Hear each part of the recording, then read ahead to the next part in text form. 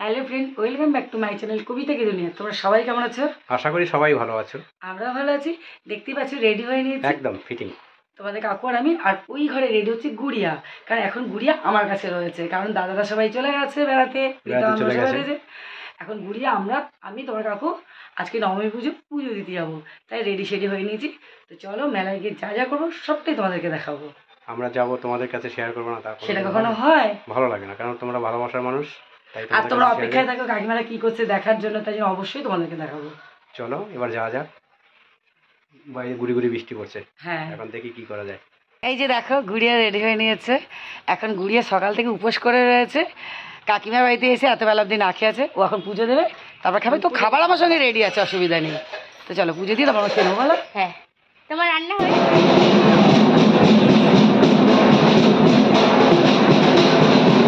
দেখো আমরা পুজো দিয়ে এসে গঙ্গার ঘাটে, এখানে ভীষণ ঠান্ডা নিরিবিলি, এখানে এসে বসে আছি।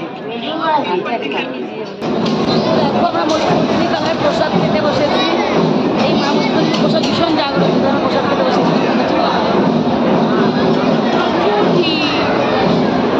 সবাই খাচ্ছে, দেখা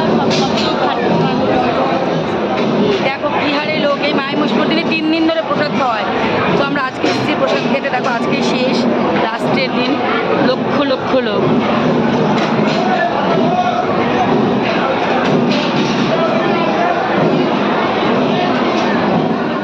তো আমরা মেলা টেলা ঘুরে প্রসাদ খেয়ে পুজো দিয়ে বাড়ি চলে এসেছি। মজা হয়েছে আজকে, আমাদের খুব মজা হয়েছে। আমরা সত্যি কথা 3 জন রয়েছে, আমাদের কোনো এখন টেনশনই নেই।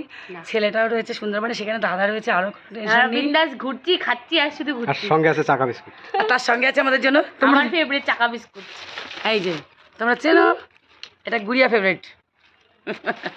আর তার সাথে রয়েছে কাকুর বাদাম। হ্যাঁ, আবার তারপর আরো যা যা সেগুলো তো পরে হবেই। এমনিতেই পেট ভর্তি, কখন খাবো কি কারণ জানি।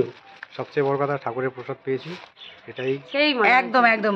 আর সত্যি কথা বলতে কি বলতো, আমি প্রথমে তোমাকে বলেছিলাম যে গুড়িয়া কি কষ্ট করে প্রসাদ খেতে পারবে, সেই কারণে কালকে রিক্সানোর ওরাও ছিল, ওদেরকে নিয়ে যেতে পারলাম না, জোর পারবে না। তো ভগবানের এটাই মহিমা, ভগবান হয়তো এটাই চেয়েছে আমাদের কোনো কষ্টই করতে হয়নি। সত্যি না, দাঁড়াতেই হয়নি আমাদেরকে, আমরা না লাইন দিয়েছি না কিছু, আমরা সুস্থভাবে প্রসাদ গেছি আর চলে ঢুকে এসেছি। গেছি।